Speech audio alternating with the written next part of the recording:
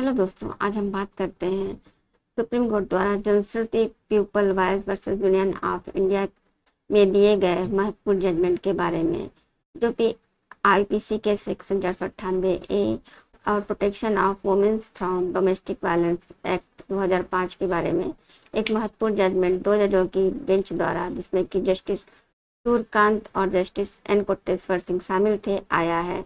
यहाँ पर जनश्रुति नामक संस्था द्वारा पीआईएल दाखिल की गई थी सुप्रीम कोर्ट में आर्टिकल 32 के तहत, जहां पर उसने 15 तरह के रिलीफ की मांग की थी, जिसमें से प्रमुख ये हैं कि आईपीसी का सेक्शन 498A, जो कि अब बीएनएस के सेक्शन 85 और 86 में आता है, सीआरपीसी का सेक्शन 125 से 128 और हिंदू मैरिज एक्ट का सेक्शन 24।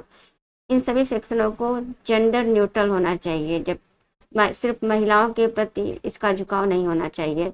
498A में बहुत ही ज़्यादा बदलाव की ज़रूरत है। आदमियों को भी इसके अंतर्गत प्रोटेक्शन मिलना चाहिए, ताकि पति और जो उसकी फैमिली है उसको झूठे केस में ना फंसाया जा सके। 498A और अदर्स जो भी मैट्रिमोनियल केस होते हैं, यदि कोई महिला पुलिस के थाने में जाए तो पुलिस को एफआईआर करने से पहले उसकी प्रारंभिक जांच कर लेनी चाहिए कि महिला सच बोल रही है या झूठ बोल रही है। और यदि मामला झूठा निकलता है तो ऐसे मामले में कोर्ट को पुरुषों को मुआवजा दिलाना चाहिए उनकी पत्नियों से, जो कि उनके खिलाफ झूठा मामला दाखिल करती हैं। साथ ही मैट्रिमोनियल केस में अलग मेडिटेशन सेंटर भी बनाया जाना चाहिए और अलग अलग कोर्ट भी बनाए जाने चाहिए, जहाँ की स्ट्रिक्ट टाइमलाइन को फॉलो किया जाना चाहिए कि अधिकतम 90 दिन के अंदर जो है मामले को सुलझा लिया जाना चाहिए।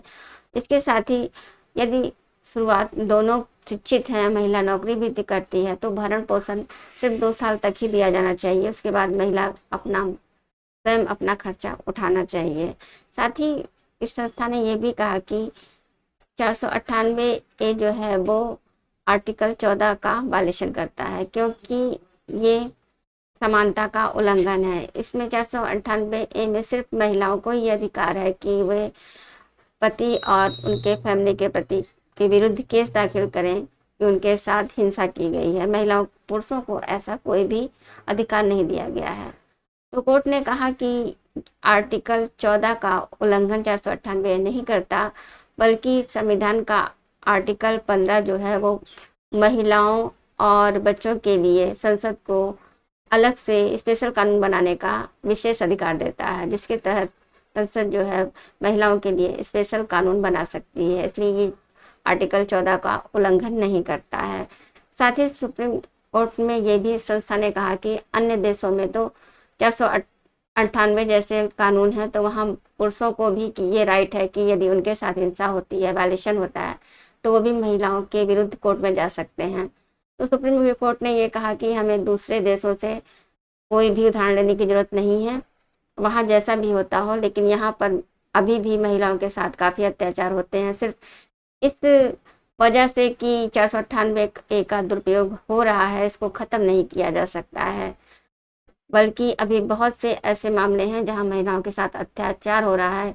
इस वजह से उन्होंने इस संस्था की पीआईएल को खारिज कर दिया और 498A को बने रहने दिया है।